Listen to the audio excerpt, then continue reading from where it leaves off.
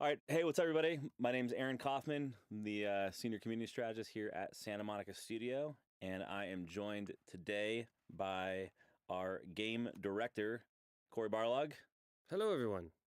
and artist of the God of War comic series, Tony Parker, and author Chris Robertson. How you guys doing?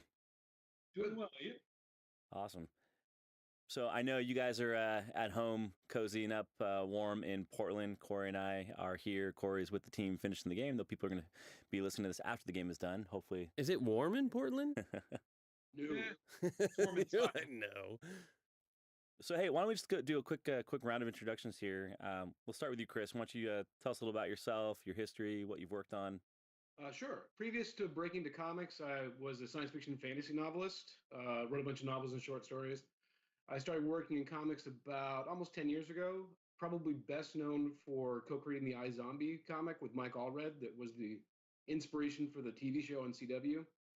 And these days, I largely work with Mike Mignola on various Hellboy-related titles, Hellboy and the BPRD, Witchfinder, things like that. But I've also done some Aliens work and other titles for Dark Horse. That's awesome.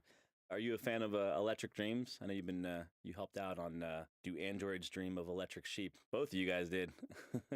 Yeah, I actually wrote a prequel to that for Boom Studios a million years ago. Oh, you did Dust to Dust. Yeah. Oh, wow. Oh, yeah. That was me.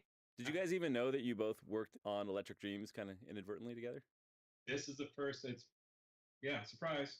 It's a small world. Very small world. Yeah, Chris, I know you helped write in the prequel, and Tony, you did the artwork for the actual comic series, the post prequel, so to speak. Seems like it's aligned in the stars. You guys came to work together on God of War. It was fate. Just like Kratos is. There you go. Tony, so I know you've done some work in comics in the gaming industry and elsewhere. Why don't you tell us a little about your history? I actually have my work in the industry. I used to do a lot of role-playing games, splat book work. Where it's like shows a picture of an orc there in the corner of the page.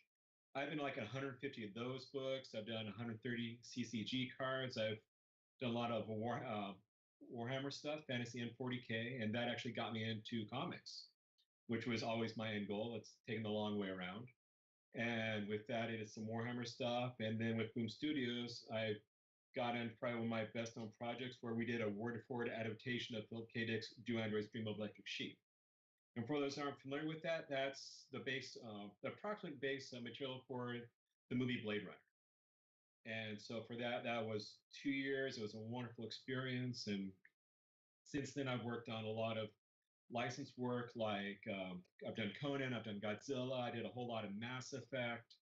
Also, I know I'm missing stuff in there as well, but I've done that. And then I've done 2 creative properties. I was lucky enough to do This Damn Band, a rock and roll supernatural rock and roll supernatural documentary thriller about a band that may have sold its soul to the devil with Paul Cornell. And then I did Mayday with the always wonderful Alex DeCampi, which is a early 70s pulp indie grindhouse style story. Neither are for kids, but they're both wonderful.